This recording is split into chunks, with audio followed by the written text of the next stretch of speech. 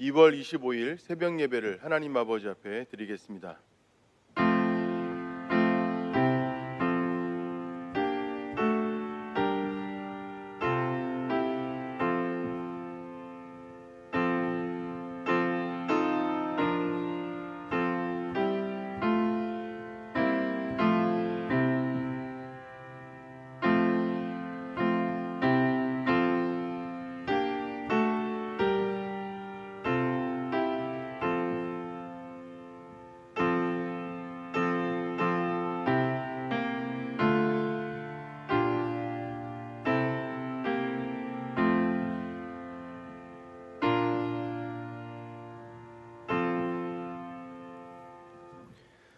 사도신경으로 우리의 신앙을 고백하겠습니다.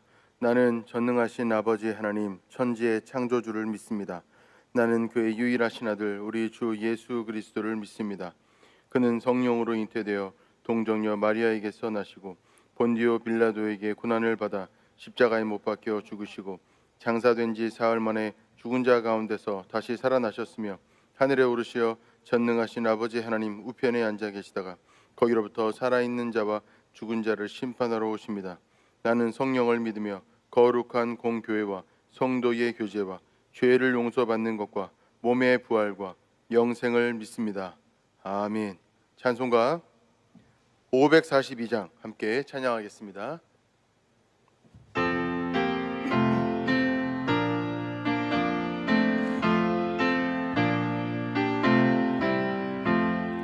구주 예수 의지함이 심히 기쁜 일일세 영생 허락받았으니 의심하지 없도다. 예수 믿는 것에 받은 증거만 도다. 예수 귀한 예수 믿음 더욱 주소서.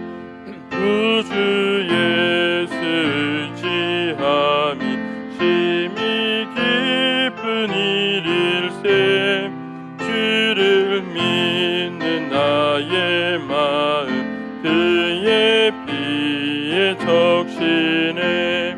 예수 믿는 것에 받은 증거만 도다. 예수 귀한 예수 믿음 더욱 주소서. 구주 예수 의지하여 죄악 벗어버리네. 안위 받고 영생함을 주께 모두 얻었네. 예수 믿는 것을 받은 증거만 도다. 예수 귀한 예수 믿음 더욱 주소서. 구주 예수 의지하여 구원함을 얻었네. 영원 무궁지나도록 주여 함께 하소서. 예수 믿는 것은 받은 증거만 도다. 예수 귀한 예수 믿음 더욱 주소서. 아멘. 이 시간 하나님께서 우리에게 주시는 말씀은 마태복음 17장 14절로 27절까지의 말씀입니다.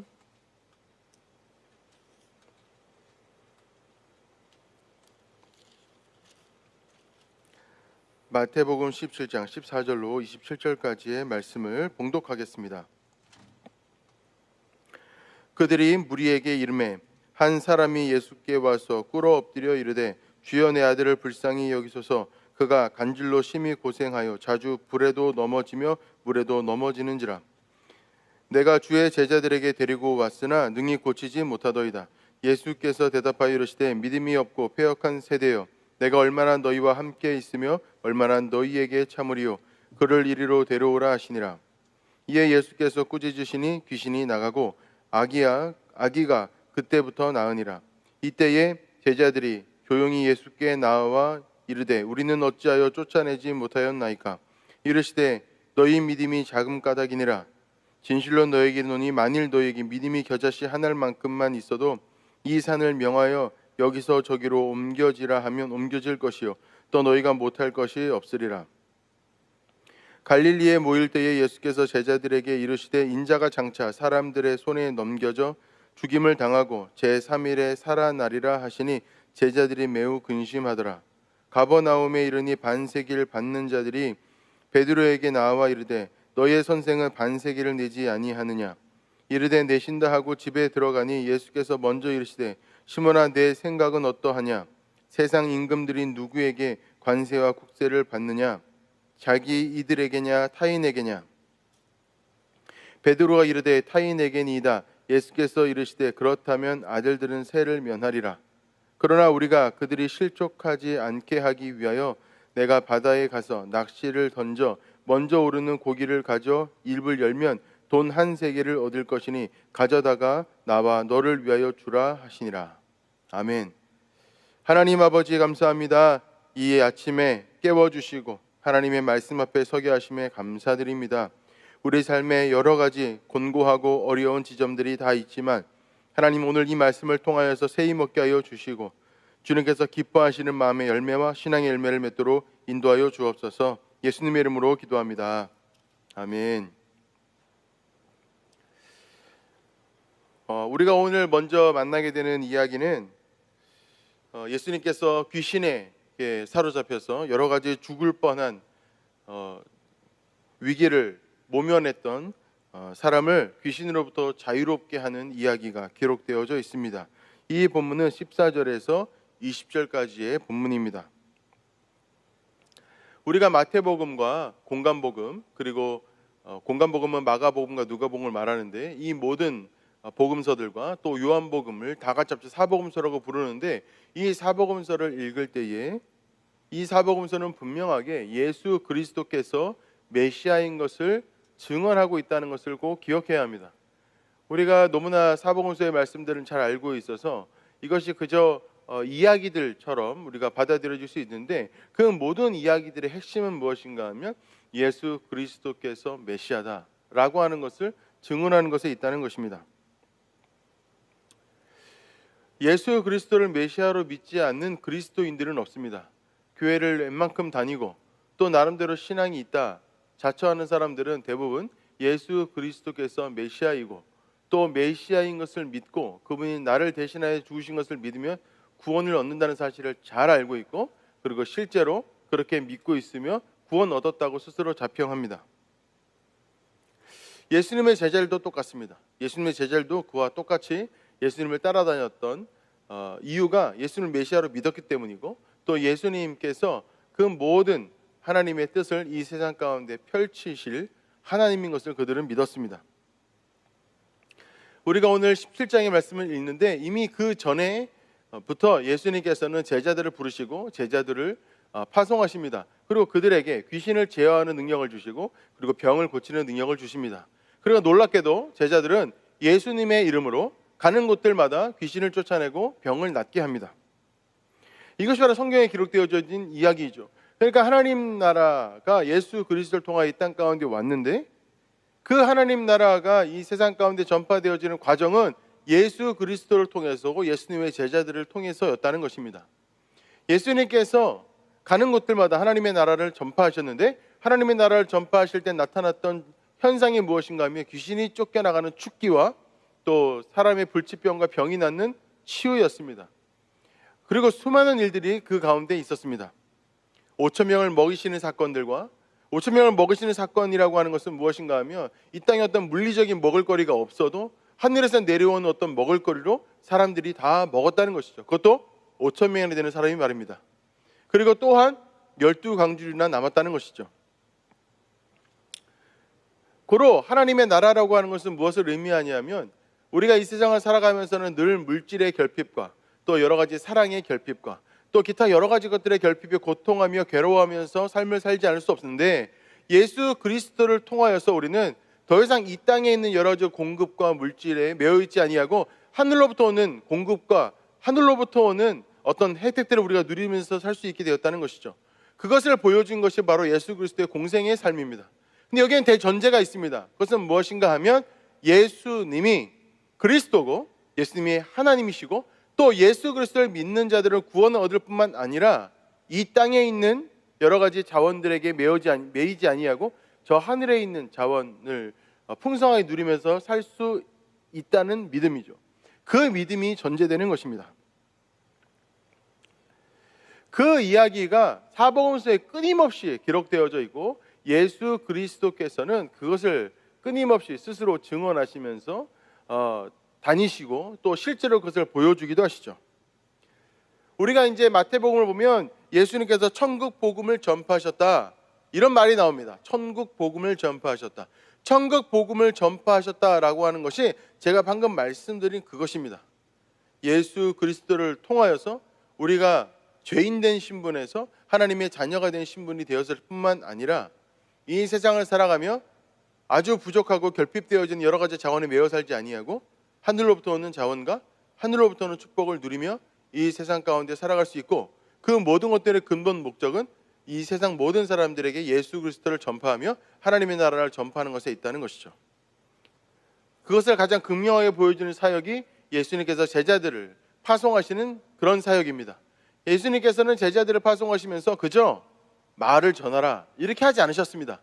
직접 가서 너희들이 하나님의 나라가 무엇인지 천국이 무엇인지 사람들에게 보여주어라 라고 하시면서 귀신을 쫓아내는 능력을 주시고 그리고 또 병을 낫게 하는 능력을 주셨죠.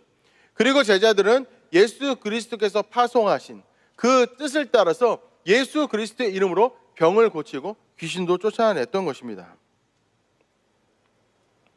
우리가 오늘 읽은 본문 가운데 성전세 본문이 있습니다. 24절부터 27절까지의 본문인데 이 내용은 이와 같습니다. 성전세라는 게 있었다는 것이죠. 성전에 모든 출입하는 사람들은 어떤 사람들이었는가 하면 20살 이상이 되는 성인들 남자였습니다. 성인 남자들은 어떻게 하라는 것입니까? 성전세를 내어야 한다는 것이죠. 그것은 반세겔이었습니다. 반세겔을 다 내야 되는데 그 어차피 다 시골이고 다 아는 사람들끼리니까 어떤 사람이 물었다는 것이죠. 베드로에게 이렇게 물었다는 것입니다. 너희 선생은 왜 반세겔을 내지 아니하느냐? 그에 대한 예수님의 대답은 이것이죠.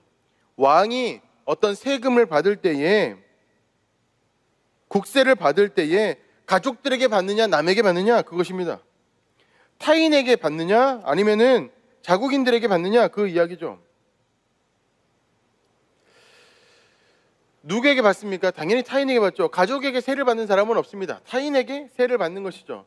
근데 예수님은 스스로 뭐라고 말씀하시는 것입니까? 나는 이 나라의 임금이고 왕인데 나에게 세금을 받으려고 하는 것, 성전세를 받으려고 하는 것은 합당하지 않다라고 예수님께서 말씀하시는 것입니다.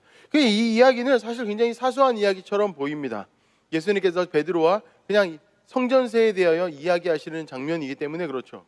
근데 이 장면이 분명히 우리에게 보여주고 있는 내용은 무엇입니까? 그것은 뭐냐면 예수 그리스도께서 그냥 일반적인 사람이 아니라 그저 조금 능력이 있는 선지자나 조금 능력 있는 예언자가 아니라 특별한 하나님의 사람 정도가 아니라 그가 누구라는 것입니까?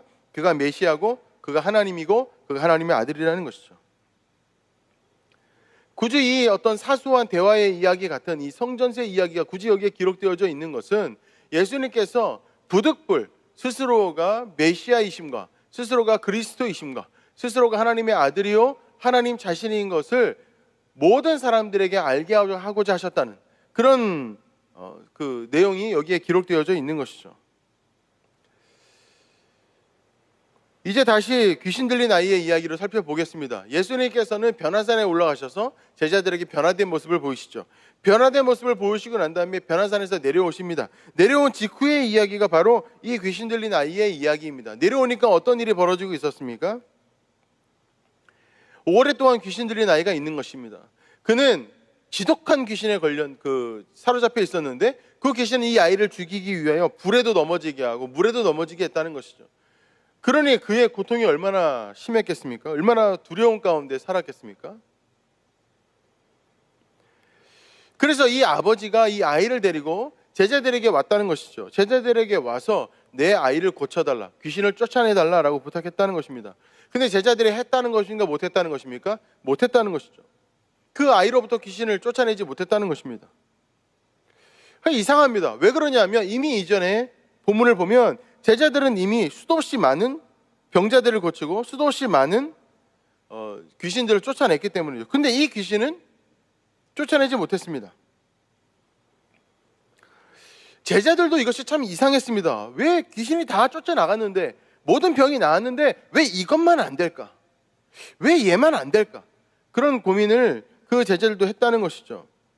그러니까 여기 17장 19절의 말씀에 보면 이때 제자들이 조용히 예수께 나와 이르되 우리는 어찌하여 쫓아내지 못하였나이까? 라고 그래서 묻게 되는 것입니다. 여기서 우리가 꼭 기억해야 될 것은 뭐냐면 원래 제자들이 다 쫓아냈는데 이 귀신만 쫓아내지 못했다는 것이죠. 이유가 뭘까? 예수님께서 제자들에게 말씀하신 이유는 아주 분명합니다. 17절에 나옵니다. 17절의 말씀을 읽어보면 이와 같습니다. 예수께서 대답하여 이르시되 믿음이 없고 패역한 세대여, 내가 얼마나 너희와 함께 있으며 얼마나 너희에게 참으리요, 그를 이리로 데려오라 하시니라. 믿음이 없고 패역한 세대여, 내가 얼마나 너희를 더 참아야 하겠느냐? 이것이 바로 예수님의 말씀이었다는 것이죠. 그리고 또 아까 전에 읽었던 우리 19절의 말씀에서 제자들이 왜 우리는 쫓아내지 못했습니까? 예수님? 라고 물었을 때에 예수님의 대답은 또 20절에 있습니다. 이르시되 너희 믿음이 작은 까닭이니라 진실로 너희에게 이르노니 만일 너희에게 믿음이 겨자씨 하늘만큼만 있어도 이 산을 명하여 여기서 저기로 옮겨지라 하면 옮겨질 것이요 또 너희가 못할 것이 없으리라. 예수님께서 뭐라고 말씀하십니까? 너희 믿음이 작은 까닭이니라 라고 말씀하시면서 만일 너에게 믿음이 겨자씨 하늘만큼만 있어도 라고 말합니다. 겨자씨 하늘이 어떤 크기냐면 좁쌀보다도 작다는 것이죠. 이 인류에 존재하는 모든 씨 가운데 가장 작은 씨 가운데 하나라는 것입니다. 그러니까 이것은 무엇입니까? 너가 믿음이 요만큼만 있었어도 귀신을 쫓아냈을 것이다 라고 말씀하신다는 건 무슨 의미죠? 믿음이 없었다는 것이에요. 믿음이 작은 까닭이니라고 말씀하신 것은 예수님께서 제자들에게 좀 부드럽게 말씀하신 것이지 실제로는 그들에게 믿음이 없었다는 것입니다. 귀신을 쫓아낼 만한 믿음이 없었다는 것이죠. 믿음이 있고 없고에 따라서 귀신이 쫓겨나가고 쫓겨나가지 않고가 결정된다는 것입니다.